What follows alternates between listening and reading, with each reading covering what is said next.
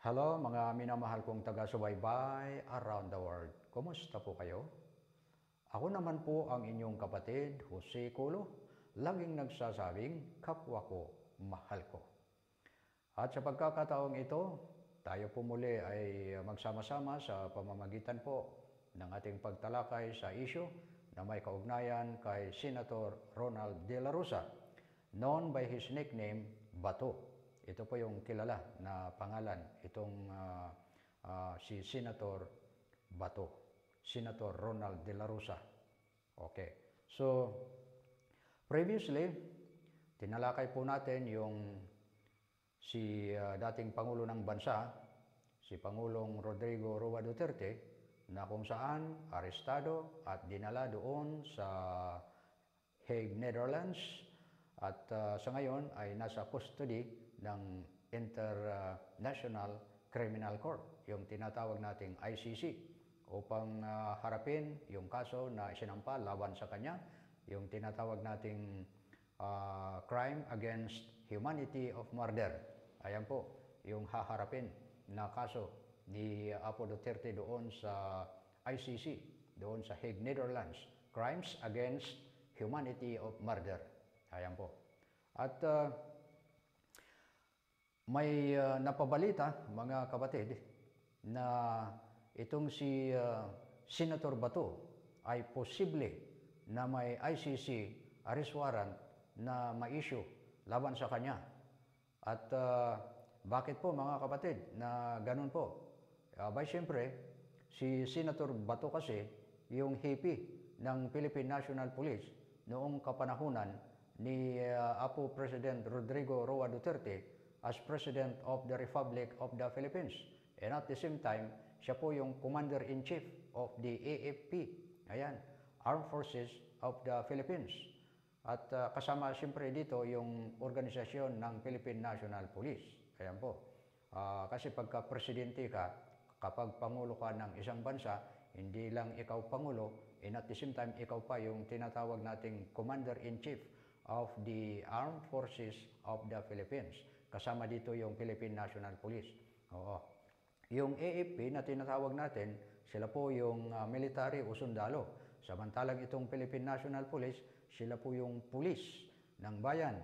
At ayon sa batas natin, itong PNP, they are not, hindi po sila sundalo o military, bagpos sila po ay civilian in nature. Ayan po.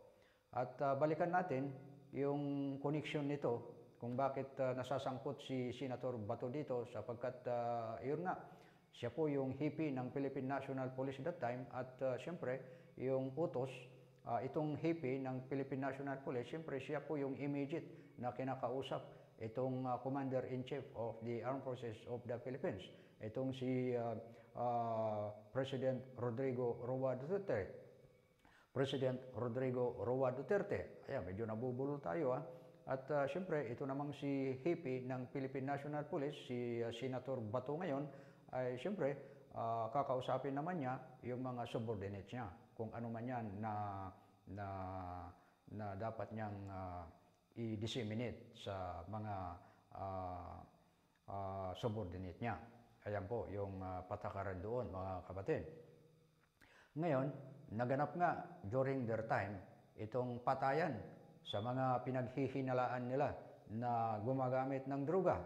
At ito yung tinatawag nilang extrajudicial killing noong panahon ni Apo Duterte. Hanggat nagsampa nga si Apo Trillanes ng kaso laban kay Duterte doon sa ICC. Sapagkat ayon kay dating Senator Antonio Trillanes ay wala na silang matatakbuhan sa panahong iyan. Oo, kaya dinala niya yung kanyang ihinandang kaso laban kay Duterte doon sa ICC, doon sa Hague, Netherlands. At kamakailan lamang itong March, buwan ng Marso, ay iyon na, may arrest warrant na naganap. Ito yung pag-aristo kay Apo Duterte. Ayun na. At ngayon naman, itong napabalita na isusunod, itong si Senator Bato na posible na may ICC arrest warrant na ma-issue laban sa kanya.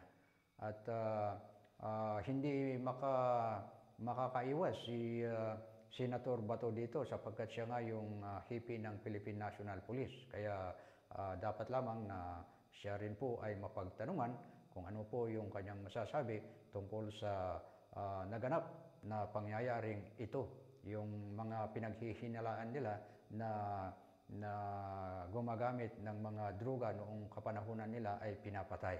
Ayan po. At ora mismo si dating Pangulo ng Bansa, President Rodrigo Roa Duterte, ay inamin niya na nangyari nga ang mga bagay na ito sa harapan ng mga matatalinong congressmen natin noong ginanap nila yung Quadcom hearing, yung hearing ng Quadcom. At sinabi pa nga ni Apo Duterte na huwag niyong sisihin yung mga pulis, sabi niya. Sapagkat ibig sabihin, aakuin niya lahat yung tungkol sa patayan na nangyaring ito noong panahon niya.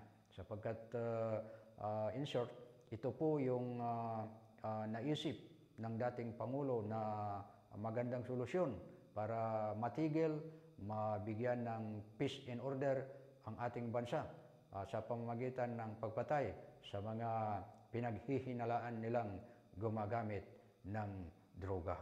Ayan po. At siyempre, yung mga pulis naman yung nag-execute sa mga bagay na ito kaya yun, nasasangkot dito si Apo Senator Ronald Bato para mapagtanungan naman siyempre kung ano ang masasabi niya sa bagay na ito. At maalala ko pa yung sinabi ni Senator Bato na hindi naman siya natatakot sa bagay na ito. Ang kanyang ikinalulungkot lamang kung mangyari yung pag-aresto sa kanya ay yung pamilya na mailalayo sa kanya. Siyempre, dadalhin sa Hague, Netherlands, samantalang yung kanyang pamilya ay maiiwan dito. Yan din lamang po yung sinabi ni Senator Bato na parang nakakalungkot sa kanyang panig. So ayan po mga kapatid, at sana ang lahat na ito ay mabigyan ng wastong solusyon para magiging babalik tayo sa magandang relasyon sapagkat tulad ng nasabi ko previously na sa ayaw natin at hindi, gusto mo man o hindi kapatid, ay medyo hati na ang panig ng mga Pilipino sa ngayon. Sapagkat siyempre may nagmamahal kay Duterte at may nagmamahal naman sa government side. Oo, ayun po yung hindi maganda na nangyayari sa ngayon. Sapagkat actually, walang ganyan sana na mangyari sa atin. Bagkus lahat po tayo sana ay magmamahalan. Walang paksyon-paksyon, di ba? Oo, kundi magkaisa sana tayo.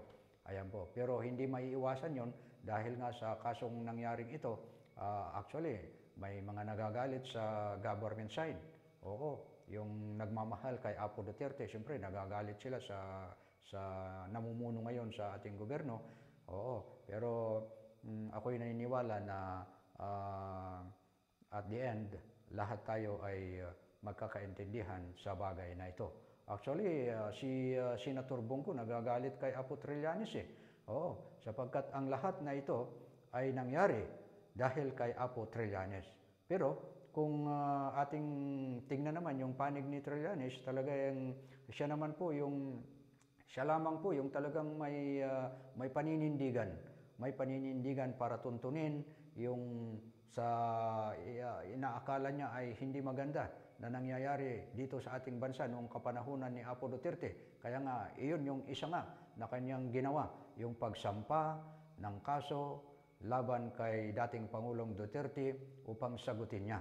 Oo, at iyon dinala niya doon sa ICC sapagkat ayon kay Apo Trillanes, wala silang matatakbuhan during that time dito sa ating bansa, kaya yung kaso na ihinanda nila ay doon sa ICC Hague, Netherlands, dinala.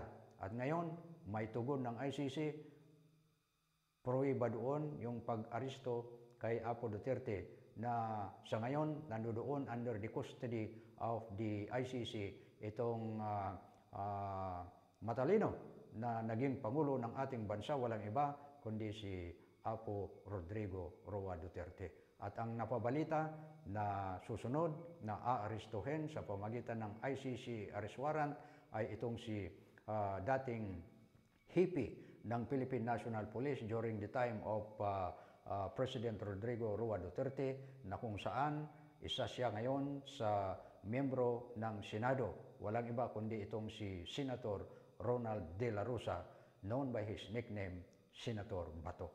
Sayang po. So, yan lamang po mga kapatid ang remarks natin sa pagkakataong ito. At tuloy po, antabayanan po ninyo yung muli nating pagtalakay sa issue na nagaganap po dito sa ating bansa. So, for the meantime, ako muna ang inyong kapatid, Jose Colo, na nagsasabing, kapwa ko, mahal ko. Babay na po at kita-kita tayo ulit sa susunod na pagkakataon. Maraming salamat po. Magandang araw po sa inyong lahat.